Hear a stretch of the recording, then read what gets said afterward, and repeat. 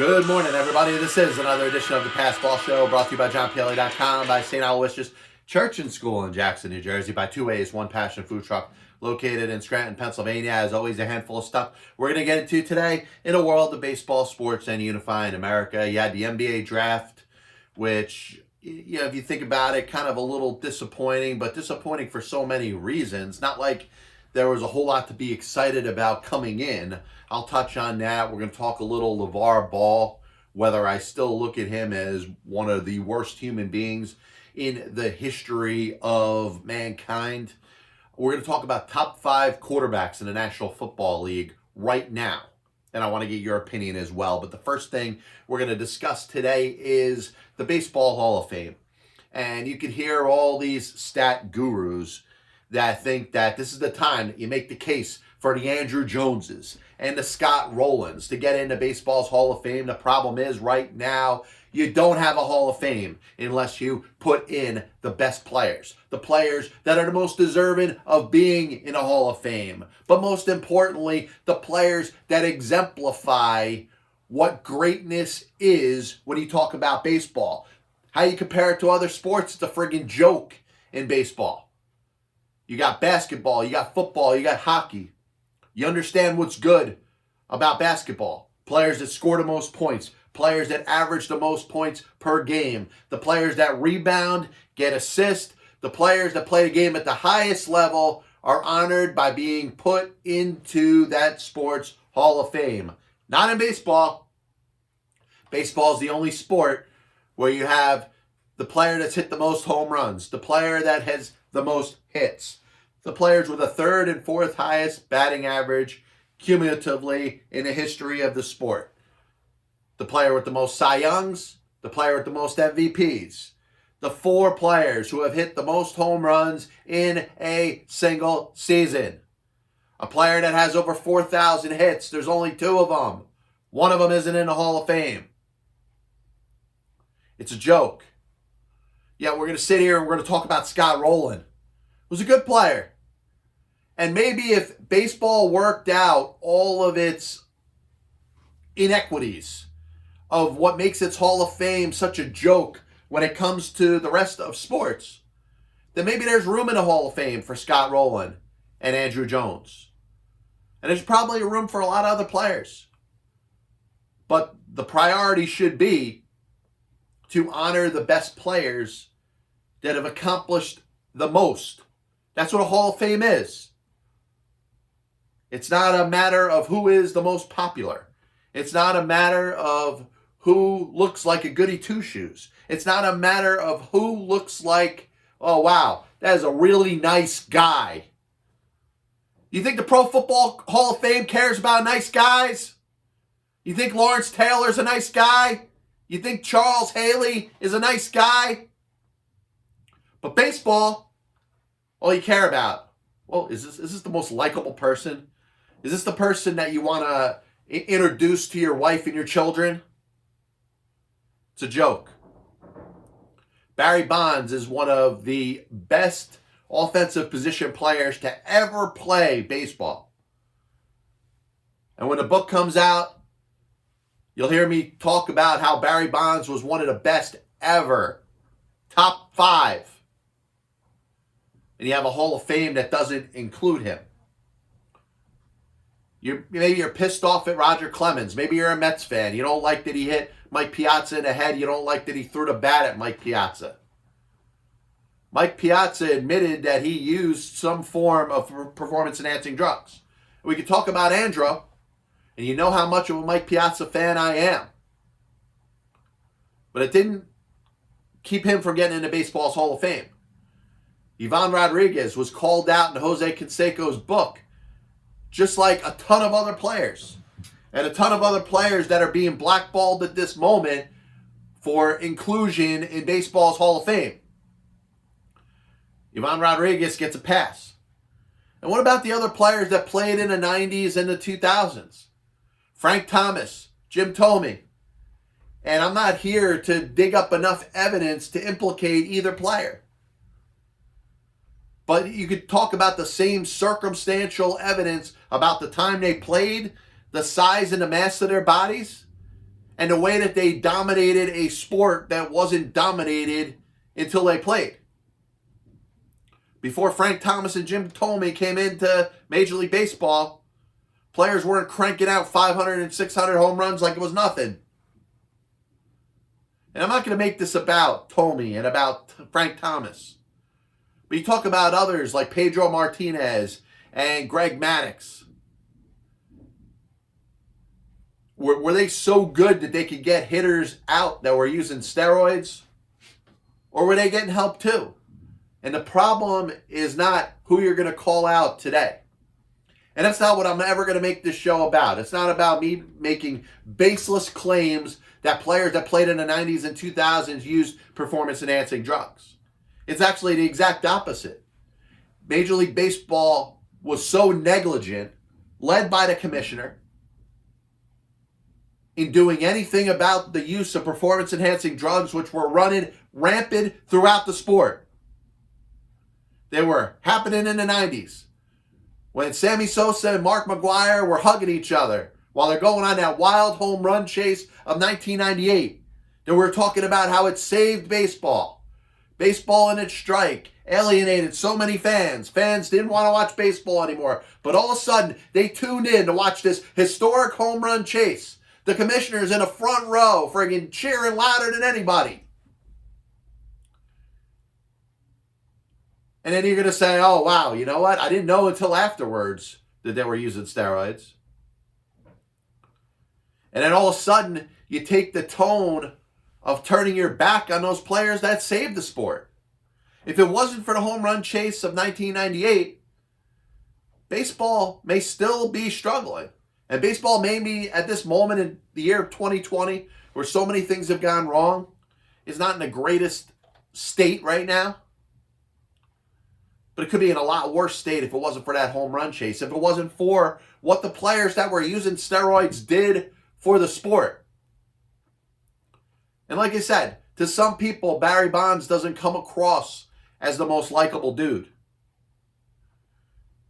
And Barry Bonds had to live with a lot of things that most average people that are judging Barry Bonds didn't.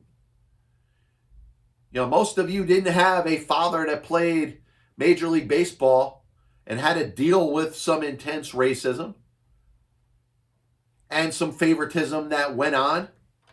Bobby Bonds was a very good player, a player that probably allowed his own personal anger and frustration to get the best of him. And, you know, you talk about the Terry Cashman song, Talking Baseball, talking about Bobby Bonds could play for everyone. That was kind of Bobby Bonds towards the end of his career, playing for all these different teams. And you think of Ken Griffey Jr. and his father, the way that he felt like he was treated by the Yankees, and Ken saying, you know, Jr. saying, I'm not playing for the Yankees. I don't care if they give me the most money in the world. I'm not, or, you know, the highest contract in the history of baseball. I'm not going to play for the Yankees. But there was a lot of things that went on to impact the mind of a young Barry Bonds. The frustration from his father. And probably some things that led to his father living a short life. And this isn't to throw a pity party for Barry Bonds. But the guy was talented. And even those that are the naysayers that say that, you know, hate Barry Bonds more than anything, acknowledge that he was a pretty damn good player with the Pirates. Earned the contract that he got with the San Francisco Giants. Earned the majority of those early MVPs in the early to mid-90s. And then he's influenced by the chase, by the home run chase, which, by the way, Bud Selig, you know, this so-called self-proclaimed man on a mission to stop steroids and the use of performance-enhancing drugs in Major League Baseball, is standing in the front row cheering him on. Barry Bonds says it's okay for Mark McGwire. It's okay for Sammy Sosa. Once again, there's no sanctions against those players at that moment. And remember, they were never penalized by Major League Baseball. They were penalized by the Court of Public Opinion. They've been penalized by the Hall of Fame. But they faced no penalties whatsoever while they played the game. Barry Bonds decides to use whatever it is that he used. And you say, hey, it helped his eyesight. You said it helped maybe his power, his ability to see a ball that's coming one iota off the plate and not swing at it. All these things might be true. But you don't think baseball had anything to do with the rampant use of PEDs in the sport? Now you look at it right now, and you can make a case, and it's part of the news. It was brought up yesterday. MLB suspending Robinson Cano for the 2021 season and beyond, at least 162 games. In regards to the suspension, his second positive test when it comes to the use of PEDs. You look at it differently right now because baseball has a plan in place, a plan that's agreed to by the Players Association, the owners, and Major League Baseball. They've collectively bargained a set of rules and guidelines when it comes to the use of PEDs. Greenies aren't in the sport. They are banned, but they could be used with a doctor's prescription. So if you have, ADHD, you may be able to have a little bit more of an advantage than some of the other players. You may be able to go on a streak pretty similar to the consecutive game streak that Cal Ripken Jr. went, because you're going to play a day game after a night game. You're going to be more energized. You're going to be able to be at 100% every single second that you're on that baseball field. But you talk about steroids, and listen, baseball has come a long way. And it's hard for a player to use. Ask Robinson Cano. I'm sure the last thing that he wanted to do was get picked up a second time.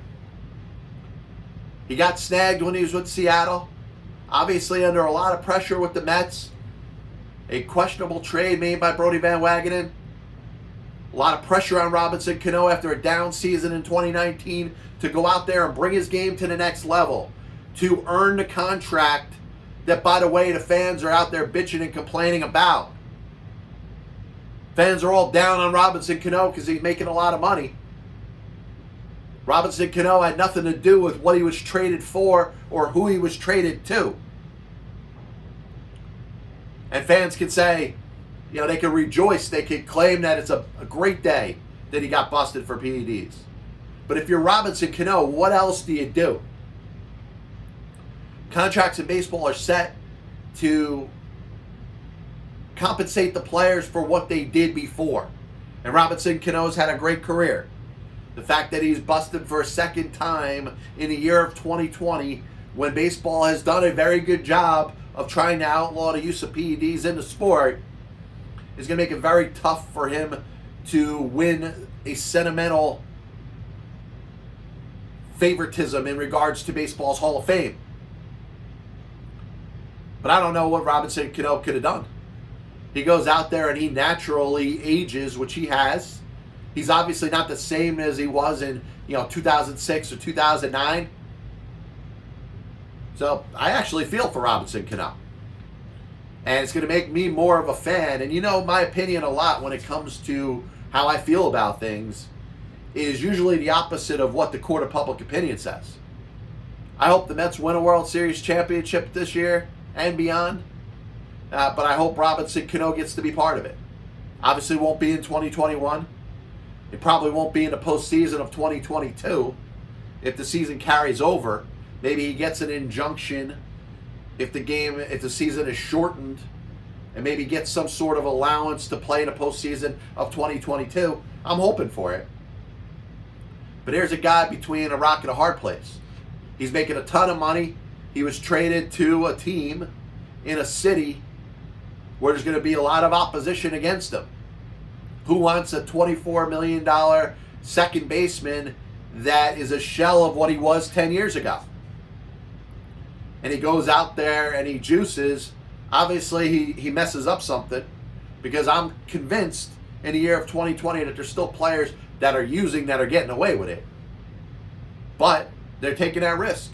They're putting everything they accomplished at risk, that at some point they may be flagged and everything that they have done and accomplished on a Major League Baseball diamond is going to be called into question. And Robinson Cano made a bad mistake. a couple of years ago. What he did now was something that he just could not allow to happen. But it was a risk maybe he felt like he had to take.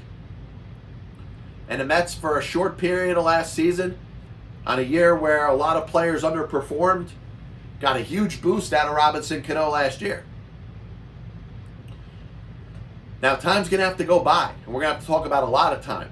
We're going to have to talk about Robinson Cano's career ending. We're going to have to talk about the 5 years going by where he's eligible for the Baseball Hall of Fame, and we're likely going to have to go through a period where Robinson Cano doesn't get 5% of the baseball writers' votes.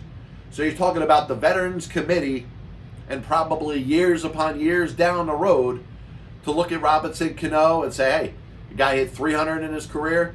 He might finish his career with 2,800, 2,900 hits. Maybe he does get to 3,000. I don't know. Depends on what he's got left when he comes back in 2022. But he's probably a Veterans Committee consideration about 20, 30 years from now. And we're talking about the year of 2020. We're talking about 2050.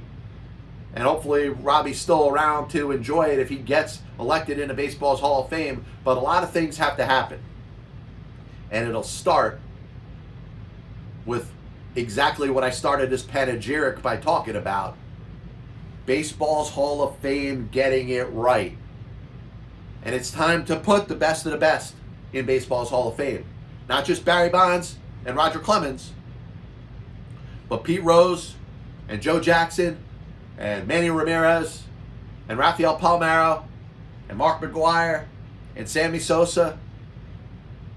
You start to put the players that had huge accomplishments into baseball's Hall of Fame where they belong. Maybe not as people. Maybe they're not Hall of Fame people. Maybe you put an asterisk, maybe you put on a plaque that the player either had suspicion or likely used performance-enhancing drugs. You put on Pete Rose's plaque that he was banned from baseball for life for gambling. Shoeless Joe Jackson, you put, was part of the 1919 Black Sox. So if you're a young kid being brought to the Cooperstown Hall of Fame Museum in New York with your father, you share stories about, hey, he's in the Hall of Fame, but Manny Ramirez got popped twice for use of performance-enhancing drugs.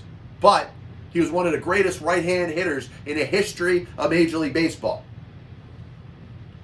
And you have a Hall of Fame, once again, which is going to continue to get watered down. And I'm not here to knock the credibility of Andrew Jones.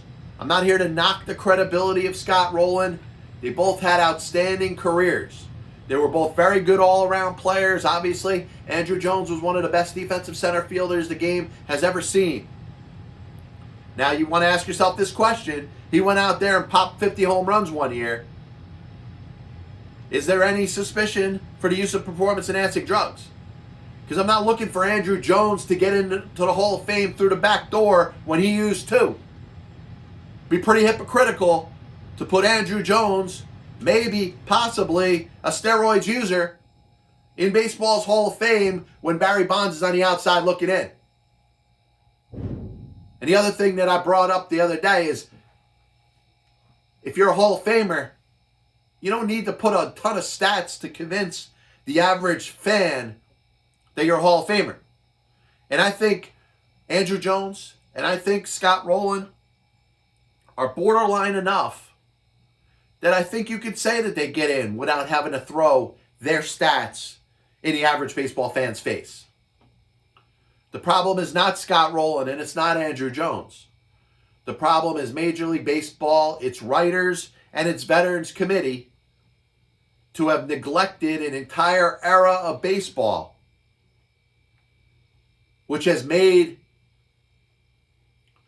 things that we haven't seen in baseball history. The all-time home run leader is still Barry Bonds, whether you like him or not. Hank Aaron's number 2. Hank Aaron hit 755 home runs. It was great. One of the greatest players baseball has ever seen. But he didn't hit the most home runs in baseball history. Barry Bonds did. Ty Cobb, the first player to ever get over 4,000 hits. 4,190 hits. One of the greatest feats baseball has ever seen. A record that was thought to be unobtainable or unbreakable. Pete Rose broke the record. He has 4,256 hits. More than anybody in Major League Baseball history. He's played more games than anybody in Major League Baseball history. He's had more at-bats, more plate appearances, more singles than anybody in baseball history. And if you talk to Pete, the record that he has, that he enjoys the most, he has been a part of more winning games than any player in Major League Baseball history. And because he bet on baseball, all of a sudden it means that none of that counted? And that's an even bigger joke than the steroids thing if you think about it. Steroids, baseball has made a change. Steroids, you could talk about how a player could have compromised their numbers, accomplishments, and performances. And for those that are anti-steroids, for those that will never want to see Barry Bonds or Roger Clemens or Mark McGwire or Sammy Sosa or Rafael Palmeiro or Manny Ramirez or anybody else that's been under the suspicion or has been implicated for the use of performance-enhancing drugs in baseball ever get into baseball's Hall of Fame. I respect the view, the point of view of the compromised stats. If you didn't use the steroids, do you put up the numbers? Are we talking about the all-time home run champion? It's both single season and ever. Are we talking about Rafael Palmeiro being one of 6 players to have both 500 home runs and 3,000 hits? Do they happen without steroids? That's a part of the argument that I respect. Do I agree with it? Do I think they should be held out of Baseball Hall of Fame for that? No. But for the life of me, I can't get what betting on baseball as a manager does to discredit the 4,256 hits that Pete Rose got over the course of his Major League Baseball career. One has nothing to do with the other. Maybe Pete Rose wasn't a good guy. Whoop-de-friggin-do. Name one player that had more than 4,256 hits in the history of Major League Baseball. The answer is nobody. And he didn't get 4,256 hits because he bet on baseball. He didn't place a good bet and get a couple more hits. But once again, Baseball Hall of Fame tries to hold itself higher than the Supreme Court of the United States. You did something bad later on in your life, later on in your baseball career, and you get penalized for what you did before. O.J. Simpson did some bad things after he was done playing in the National Football League. Nobody came back and said that he doesn't belong in the NFL Hall of Fame. You know, Pro Football Hall of Fame didn't take O.J. Simpson out. But if he played Major League Baseball, they might. The problem is the Baseball Hall of Fame has to honor, or should honor, the players that have accomplished more than anything. The player with the most hits, the player with the most home runs, the players with the 3rd and 4th highest batting average in baseball history. The players with the top 4 single-season home run totals ever. The player with the most Cy Youngs, the player with the most MVPs. You need to put all 6 of the players that have both 500 home runs and 3,000 hits in. No other sport has any other problem with the numbers. And we're talking about the Hall of Fame, including nice guys. If Lawrence Taylor and Charles Haley played Major League Baseball, they would be held out of the Hall of Fame because they're not nice guys. This copyright and broadcast is authorized under internet rights granted by the World Wide Web and is solely for entertainment of our audience.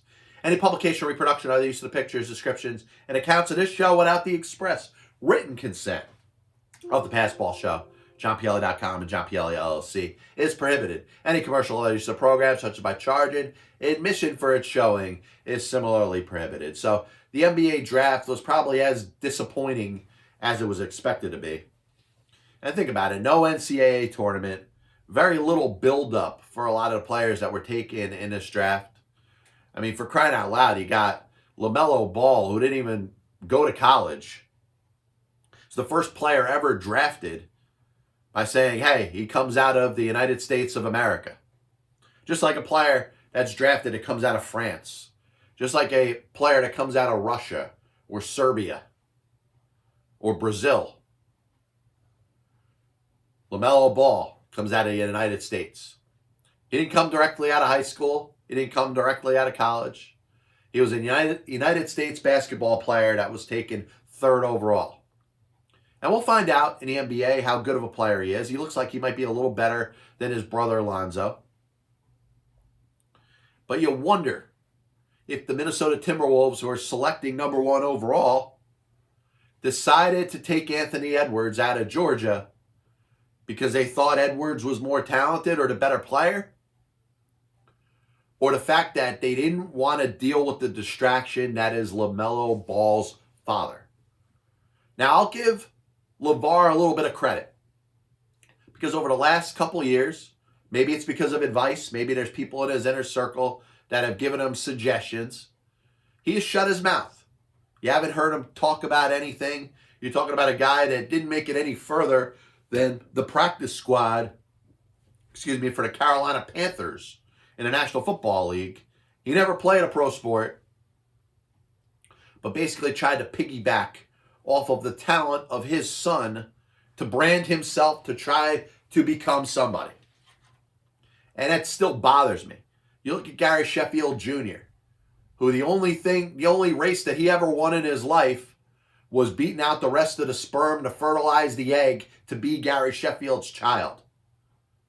Gary Sheffield, by the way, belongs in baseball's Hall of Fame. His son is trying to make a life for himself just because he was Gary Sheffield's son. So if you're talking about those that try to live vociferously through somebody else, Gary Sheffield has probably overtaken LaVar Ball. And I'm talking about junior, obviously, and senior. Gary Sheffield, over 500 home runs, belongs in baseball's Hall of Fame, one of the more dominating right-handed batters that I've ever seen. His son was a sperm from his father. That's all he's ever accomplished. The only race he's ever won was the ability to fertilize that egg 9 months before Gary Sheffield Jr. was born. But LaVar Ball's done a good job of shutting his mouth because nobody wants to hear about LaVar Ball. Maybe LaVar's thought about the impact that he had on his son Lonzo. Maybe he was the reason that LeBron James, the general manager of the Los Angeles Lakers, traded him. I'm sure it was the reason why Lonzo Ball faced some rough treatment from some opponents in the National Basketball Association.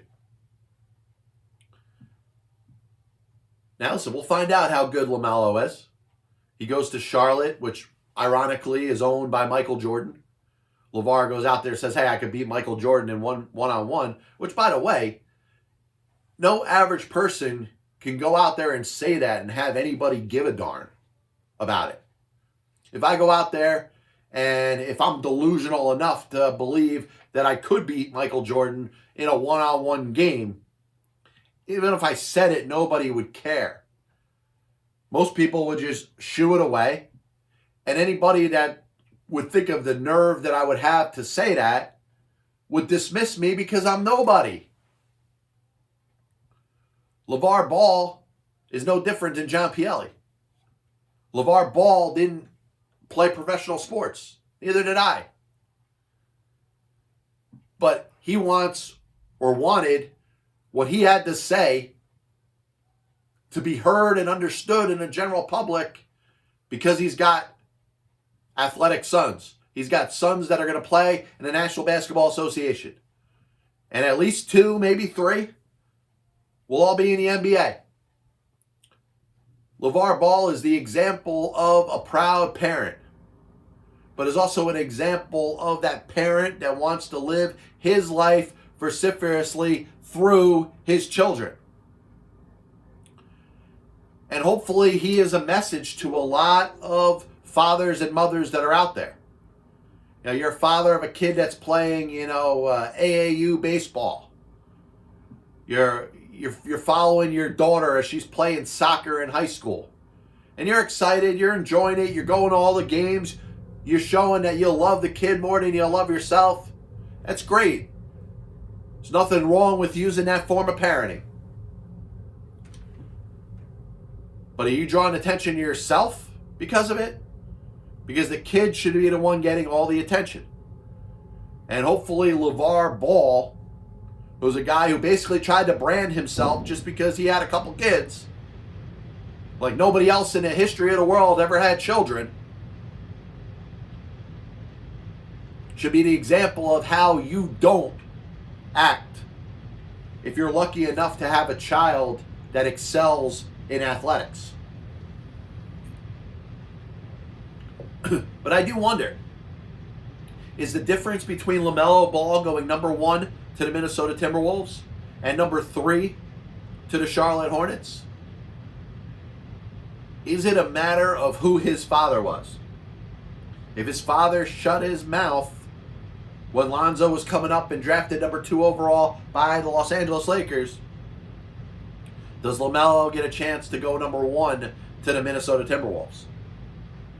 I think it's interesting to think about. So I was thinking about, you got a big game today, and I'm like I said, I don't like to be so time-centric when it comes to the show, but we are doing shows more often. We're doing a couple times a week as opposed to once a week, so I could afford to be a little less time-sensitive. You got the Seahawks and the Arizona Cardinals on a Thursday night game. And you look at what's happened in Arizona. Cliff Kingsbury has come there. They decided that they wanted to move away from their coach and their quarterback after 1 year. Steve Wilkes fired. Josh Rosen taken number 10th overall. Gone. Insert Cliff Kingsbury, Kyler Murray. And you have all of a sudden an Arizona Cardinals team that is competing at a very high level in the best division in the National Football League. Going up against a player that you would think at the beginning of the year was the best quarterback in the National Football League, and that's Russell Wilson. Russell doesn't make mistakes. His team was playing at a high level. All of a sudden, the last 3 games, the wheels have kind of come off. And you wonder, maybe Russell's trying to play through something. Everybody's taking hits. You know, it's been a long off-season without any sort of off-season programming, conditioning, workouts, any sort of off-season. No preseason games. Players are very vulnerable, and you're seeing injuries go up in the National Football League. You wonder if Russell maybe is just trying to play through something. But you look at who are the best quarterbacks in the National Football League now. And I think what is exciting about this is to talk about how the guard has kind of moved and the baton has kind of been passed. Aaron Rodgers is probably the closest quarterback that has played 10 years or more in the National Football League to being in the top 5 right now. Tom Brady could still lead Tampa Bay to the promised land. He's having a good year, but not a great year. Is not in the top 5. Drew Brees, I know he's hurt right now. When he's at his best, he looks great. Pretty similar to Brady. Is not in the top 5 right now. So you wonder where Aaron Rodgers fits in, because Aaron's having one of his best seasons. You think of some of the younger quarterbacks that have kind of taken the mantle or have taken the baton and kind of brought it up to the next generation. It's hard to say that there's a quarterback that is better all around than Patrick Mahomes right now. But let me ask you this. Out of anybody else, including Aaron Rodgers, Is there any quarterback more exciting, not named Patrick Mahomes, than Kyler Murray right now? I mean, obviously the Hail Mary that he threw, the touchdown to beat the Buffalo Bills, that's one of those rare things that happen. You don't see it too often. If you happen to be watching a football game when it happened, you're like, wow, that was an incredible moment. That was fun to watch. I'm glad I got to see that with my mom. But he has jumped up and is probably within the discussion of being one of the top 2 or 3 quarterbacks in the National Football League right now. And you want to say Rodgers maybe is 3. Russell Wilson's right on his heels, is like a 3A or 4. And then you're talking about the 5th quarterback if you're doing the top 5 right now, and it's a debate between last year's MVP, Lamar Jackson, and an up-and-coming star in Josh Allen. Josh Allen has taken huge strides. A quarterback that was considered to not have any accuracy is all of a sudden hitting on his passes. He's making less mistakes. Yes, he's got that Brett Favre-ness in him where he feels like he can squeeze a square peg in a round hole. Says, oh, you know what? I can throw a ball hard enough to get it in my receiver's hands, and that's where interceptions come. But Josh Allen is probably the most improved player, most improved quarterback in the National Football League this year. And think about Lamar Jackson for a second. Teams are planning better this year to defend Lamar Jackson, not only running, but his ability to throw the ball. They're game planning against Lamar Jackson, seeing if they could stop Lamar Jackson. If they could do that, they have a good chance of winning the game. So you're talking about what would be, obviously not a sophomore season, but a sophomore-like slump because opponents are preparing for you better. Now the adjustment is on Lamar Jackson. How does he adjust to those that are adjusting to him? But you're watching Lamar Jackson, who looked like, probably the second best quarterback in the National Football League last year. There's Mahomes, there's Jackson, there was Russell Wilson. That was probably my top 3 last year. It's a different list. Because Aaron Rodgers had some ups and downs last year, has been very good for the most part this year. Kyler Murray has become a star. And how good do the Arizona Cardinals look?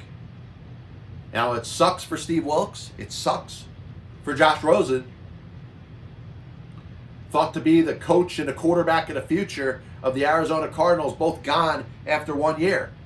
That doesn't happen. And that needs to be spoken about more because that's an occurrence that you very rarely see in any sport. The equivalent of the 2 most important positions in a football organization that are on the sideline. It's the coach and the quarterback. And you go invest in one of both of them and get rid of them after 1 year. But the Cardinals obviously made the right decision. A little bit of a recap of the show today. We talked about the Baseball Hall of Fame. And, listen, I'm never going to give enough respect to the Baseball Hall of Fame until they get this right. And it's nothing against Tim Meade. It's nothing against Jeff Idelson. It's nothing against the Cooperstown Museum in New York. They all do great work. They have nothing to do with who's in and who isn't when it comes to baseball's Hall of Fame. I thought they did a great thing by electing Marvin Miller in last year. And I was happy to be there when the announcement was announced on MLB Network. But baseball's got to do a lot better job to get this thing right. You have the all-time home runs leader, the all-time hits leader, the players with the 3rd and 4th highest batting average in baseball history, the player with the most Cy Youngs, one of 4 pitchers to have 4,000 strikeouts, player with the most MVPs, the players with the 4 highest single-season home run totals, the position player who played in the most winning games, the player with the most singles, I could go on all day. You got right now likely 2 of the 6 players in baseball history to ever get 500 home runs and 3,000 hits. One of them's being held out in Rafael Palmeiro. The other one's likely to have to wait a little bit at least in Alex Rodriguez. And it's got to come a time that they get this right. Because we can't sit here and have these lazy discussions about what borderline players we're going to compare to other borderline players in baseball's Hall of Fame. Who cares if Scott Rowland was close to Barry Larkin in regards to their accomplishments? Who cares? Barry Bonds isn't in the Hall of Fame. So why the hell should anybody else be? It's an embarrassment. The NBA draft, we talk about the disappointment, but we kind of knew that coming in. It's hard to build up the NBA draft when you didn't have an NCAA tournament.